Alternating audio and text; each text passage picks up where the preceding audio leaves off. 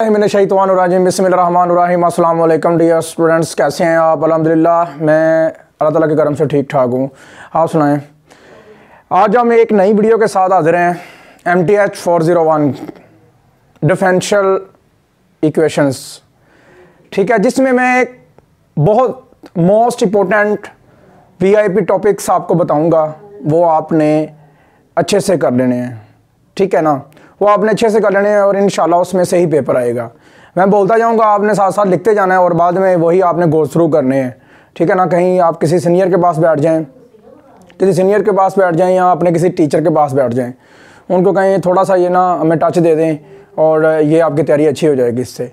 Number 1 आपको पता होना चाहिए कि क्वाड्रेटिक इक्वेशंस की डिग्री कितनी होती है, 2 होती है। लीनियर की कितनी होती है, क्यूबिक इक्वेशंस होती हैं, उसकी डिग्री कितनी होती है, उसके रूट्स कितने होते हैं। जितनी डिग्री होती है ना किसी इक्वेशंस की, है ना, किसी भी इक्वेशन की जो डिग्री होती है वो उतने ही उसके आंसर आते हैं। ये आपने ये चीज़ें देखनी है, ठीक है ना। उसके बाद आपको पता होना चाहिए कि इंटीग्रेशन का कंसेप्ट जो है ना वो क्लियर कर लेना आपने।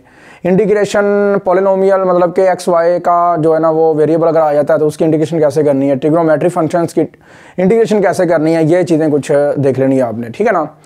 उसके बाद आपको सेपरेशन ऑफ वेरिएबल के वेरिएबल को सेपरेट करके उसकी इंटीग्रेशन किस तरह करनी है आपने, समझ लगी बात की। उसके बाद आपको पता होना चाहिए कि होमोजीनियस फंक्शन कब होता है, उसकी इंटीग्रेशन मतलब कि होमोजीनियस फंक्शन की इंटीग्रेशन कैसे करते हैं और कब होता है वो ये आपने देखना है। फिर उसके बाद आपके पास आएगा फंक्शन एग्जैक्ट कब होता है और नॉट एग्जैक्ट कब होता है, ये देखना है। यू अंडरस्टैंड ना। ये छोटी छोटी चीज़ें आपने जो है ना वो अपना नज़र में लेके आनी है। फिर उसके बाद आपके पास आएगा IF integration factor. Integration factor को आपने अच्छे से कर लेना है, ध्यान से करना है कि इंटीग्रेशन फैक्टर आपने कब यूज़ करना है।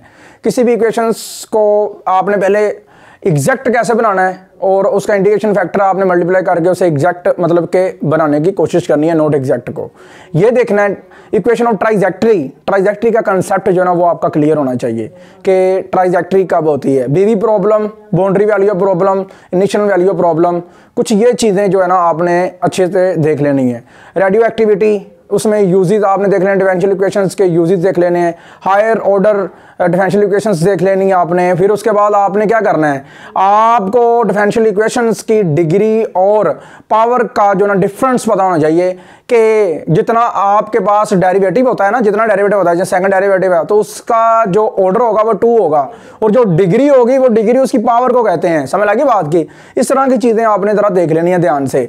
थोड़े से पास्ट पेपर देख लेना, 50 से 60 जो है ना MCQs देख लेना। जो चीज़ें मैं बता रहा हूँ ना वो उसमें ही आपकी रिपीट हो जाएंगी तो आपकी थोड़ी अच्छी तैयारी हो जाएगी। लास्ट में जो टॉपिक है ना वो है रोक्सन मेथड को वो अच्छे से आपने देख लेना है। फिर हायर ऑर्डर डिफरेंशियल इक्वेशन को थोड़ा सा देख लेना है।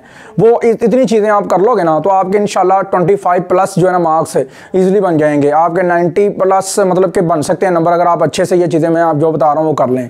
कोई भी टॉपिक इसमें मिस ना करें। You understand. दुआ में याद रखिएगा ज़्यादा से ज़्यादा। और हमारे जो है मतलब कि ये वीडियो का जो लिंक है इसे आपने व्हाट्सअप ग्रुप और फेसबुक ग्रुप और अपने दोस्तों के ज़्यादा से ज़्यादा शेयर करना है, क्योंकि जो मैंने जो चीज़ें बताई हैं समझ लें गेस्ट के तौर पर, तो ये ज़्यादा से ज़्यादा लोगों तक पहुँच सकें। दुआ में याद रखिएगा।